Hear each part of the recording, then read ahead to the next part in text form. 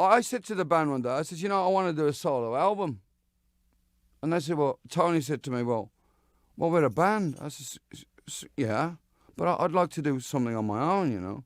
So I said to Tony, and he says, well, if you've got any ideas, you should put them to the band, because we're a band, you know.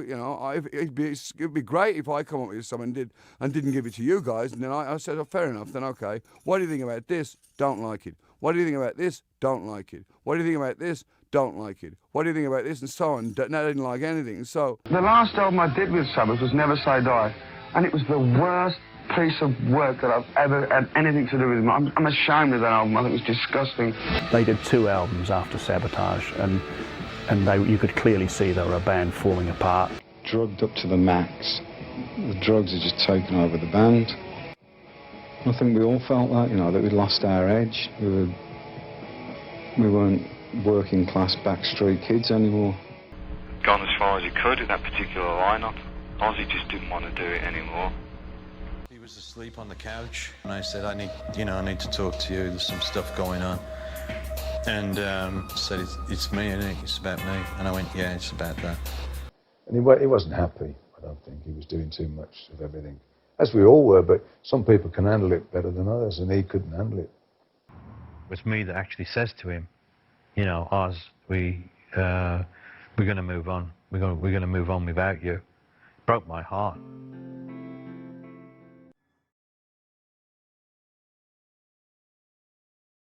I think Randy and Ozzy gelled together like left and right hand. It was just amazing. You know, Randy was able to achieve a lot in a very short period of time.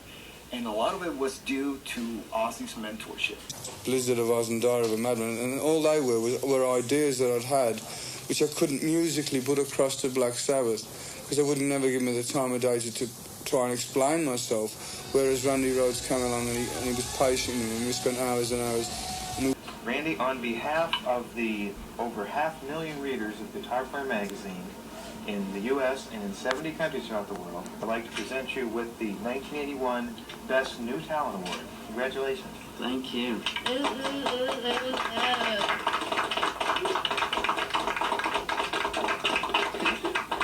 Give him a kiss, Ozzy.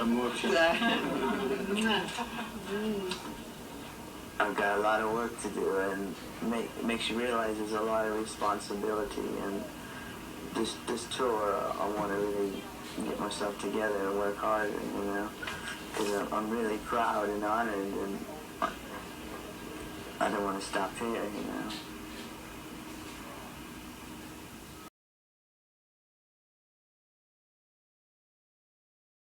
Is it true that when you went to audition with Ozzy Osbourne that you didn't really have to play anything, you just hooked up and tuned? Yeah, I heard a lot of rumors really, about that. It was more embarrassing than this, getting up in front of a group of people. I thought I was going to go play with a band, and I met him at a recording studio, and I just brought a tune-up amp, which is a little small amp. And if you've been in a recording studio, they have a glass booth up there. Well, I was through the tune-up amp, no effects, nothing. I mean, just straight through that mic, and they were all listening. They said, "Okay, play." I said, "You got to be joking." You know, what could I play? No musicians. So I just thought, oh no, I didn't know what to do, and I just started warming up. And he said, "Yeah, you're good. You know." I only played for a couple seconds, and then I got kind of mad because I thought, well, you haven't even heard me yet.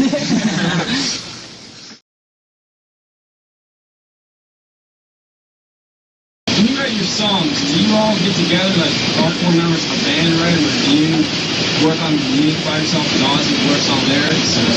Well, the first album, when I first met Ozzy, there was no band yet. So I was staying at his house, and he and I were just sort of knocking ideas around. And then we met Bob. And the three of us, while we were looking for a drummer, auditioning, we were just sort of messing around with riffs and ideas. And we didn't actually get a drummer until a week before we went to the studio.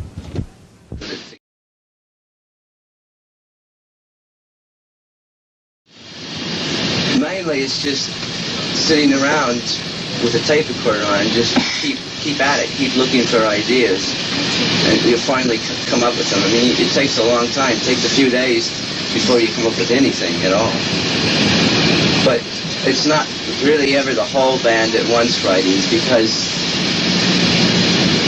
really the song comes from either a riff or a melody or a combination of the two. It's not like you all come up with something at the same time. You know what I mean?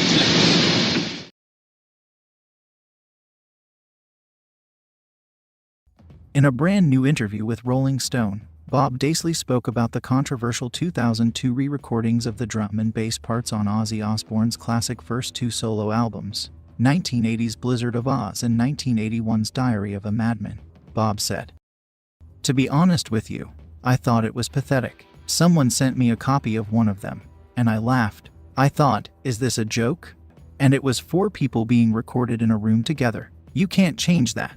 And the fans hated them for it."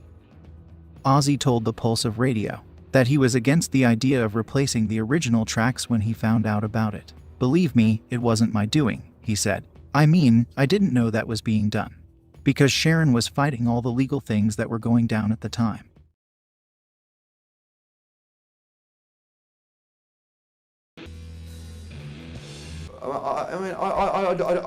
I don't take myself seriously. It's all fun, you know. You've got to have fun with it. I mean, it's like there's so many people in rock and roll now that think we've got to be great. You've got to be great, but you've got to have fun as well. All the success that I've had, I've demolished through just basically alcohol. Practicing alcoholics are very selfish people. They don't give a shit for anybody else. It was just. There's no. An obsessive person. I take everything to the extreme. My work, my drinking, my drug abuse. It's like the alcohol. But it was just alcohol. I was addicted to cocaine. There's no. I was addicted to anything that made me feel different. And it's a. I tried to quit alcohol loads of times, and the only person that can really help you is you. Cocaine. The decision has to come from you, because I went to some of the top detox centres in the world. I'd come out and go straight to the bar. You know, I'm cocaine. I'm just a regular guy now. At least all the stuff. What's this? All right, guys.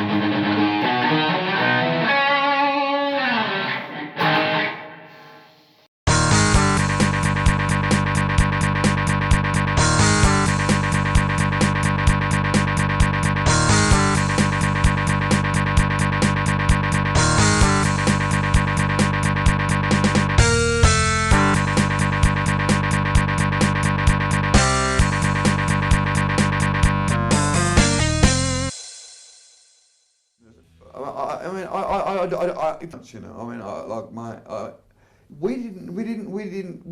it's like there's no. I mean, I'm just a regular guy now.